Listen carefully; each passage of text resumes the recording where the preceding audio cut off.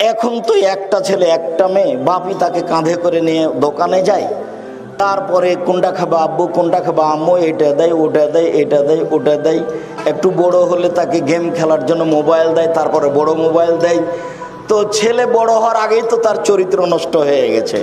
তো ও আর বাপ মাকে মূল্যায়ন করবে কি, আর জাতিকে মূল্যায়ন করবে কি? ও তো কখন পশু প্রাণী হয়ে গেছে, না বাপ জানে না মা জানে।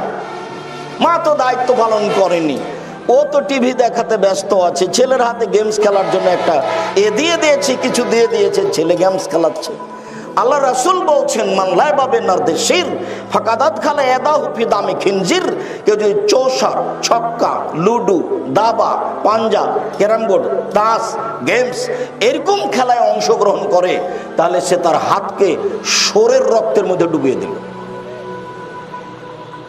হাদিস তো মুসলিম। ওই মা কি বুঝে, ওই বাপই কি বুঝে?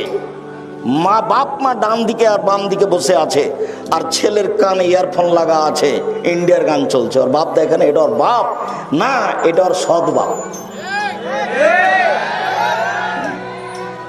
এর বাপও পশু প্রাণী, ছেলেও পশু প্রাণী।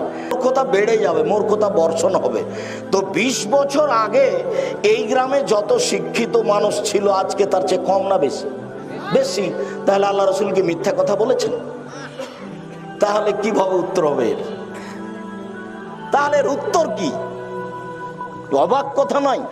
আল্লাহ রাসূল বললেন বিদ্যা উঠে যাবে, মূর্খতা বেড়ে যাবে, মূর্খতা বর্ষণ হবে। তাহলে কিভাবে কি হলো? তো যাদের হাতে বড় মোবাইল আছে, ল্যাংটা মেয়ে আছে, এদেরকে সরিয়ে দেন। দাড়ি চাঁচা আছে যাদের, তাদেরকে সরিয়ে দেন। প্যান্টটা টাকানোর নিচে আছে যাদের, তাদেরকে সরিয়ে দেন। এদের বাপ মা যাদের, তাদেরকে সরিয়ে দেন। আরো যারা শিরক বেদাত নিয়ে জড়িত, একবারে বাড়িতে শোকেজে নিয়ে, ঘরে নিয়ে, শিক্ষা প্রতিষ্ঠান নিয়ে, এদেরকে শিক্ষা থেকে সরিয়ে দেন। দেখেন তো মূলে কয়জন থাকে?